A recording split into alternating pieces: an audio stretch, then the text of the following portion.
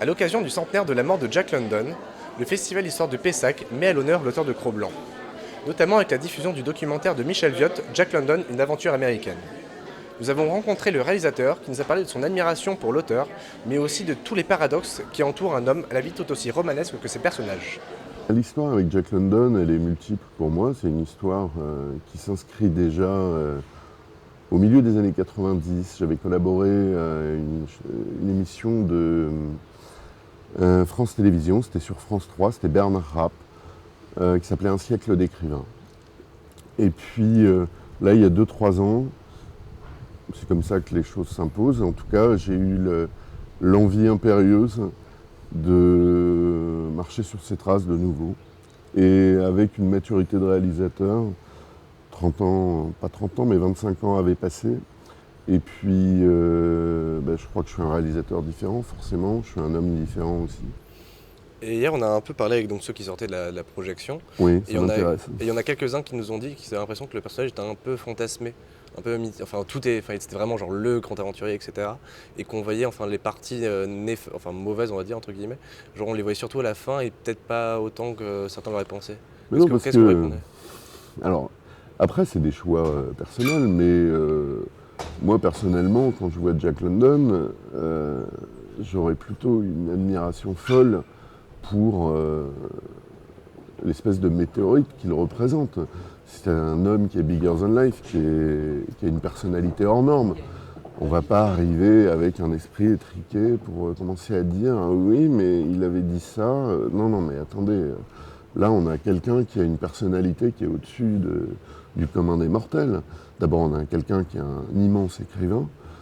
Ça, c'est incontestable. Quand on est encore aujourd'hui, un siècle après sa disparition, une personnalité lue de cette façon dans le monde est fédératrice, parce que je m'aperçois que les multiples facettes de Jack London inspirent des tonnes de gens. Quand je suis en dédicace, quand je suis en rencontre, en débat, je m'aperçois que chacun vient avec un historique personnel entretenu avec l'artiste et avec l'homme.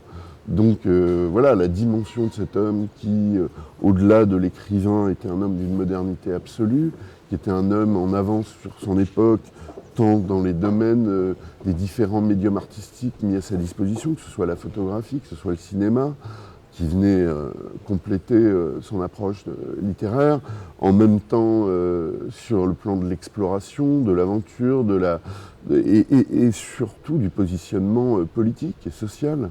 Quelqu'un d'extrêmement engagé, c'est quelqu'un dont évidemment on imagine que dans les années 10, même les années 5, 1905, oser aux États-Unis affirmer une position de sympathisant, plus que sympathisant, de militant socialiste. Ça lui a valu d'ailleurs d'être fiché au FBI pendant 30 ans après sa mort. C'est quelque chose qui était susceptible quand même de lui aliéner un certain nombre de lecteurs. C'est quand même pas la terre du socialisme, les États-Unis. Et il n'en avait cure, il n'en avait rien à fiche. C'était quelqu'un de totalement intègre et campé dans des convictions extrêmement fortes. Donc voilà, alors pour moi, évidemment, il y a un fort débat sur, bien sûr, la question du racisme avec Jack London, la question de l'alcoolisme, mais tout ça est parfaitement étudié et il y a plein d'ouvrages qui en traitent. Moi surtout, j'ai eu envie, alors je traite de l'alcoolisme parce que je parle longuement du cabaret de la dernière chance, ses mémoires d'alcoolique.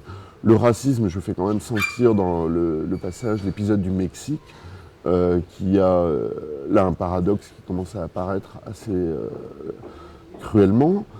Mais en même temps, pourquoi parce qu'il était aussi pour la suprématie de la race blanche. Donc pourquoi ne pas l'avoir dit, pourquoi ne pas l'avoir affiché clairement dans le film, en fait, tout simplement? Mais parce que c'est pas du tout aussi clair que ça. Et que c'est une question d'éthique de ma part, c'est-à-dire que quand vous offrez aujourd'hui 2 lignes comme ça, mais c'est ce qui va rester. Et c'est absolument faux. C'est beaucoup plus profond et complexe que ça, et ça demande un minimum de connaissances pour pouvoir être à même de débattre de ces questions et surtout de les transposer avec notre savoir d'aujourd'hui, si vous voulez faire les analogies qui vont arriver immanquablement. Donc, moi, et puis on a 90 minutes, enfin 96 en l'occurrence. Moi, il me semblait que ce qui était important, c'était de communiquer les principales dimensions de l'homme et de l'écrivain, de faire comprendre l'unicité et l'extraordinaire exemplarité de ce parcours et de pousser les gens, parce qu'il s'agit du portrait d'un écrivain, à se saisir des livres et acquérir une connaissance par eux-mêmes. On n'est pas là pour prédigérer non plus, quoi. Et il est même essentiel que les gens puissent penser par eux-mêmes et se faire leur propre opinion. Mais à partir que ce ne soit pas un débat virtuel où on parle d'un écrivain sans l'avoir lu. Ce qui compte, c'est de lire. Et Dieu sait si dans ces textes, tout est là.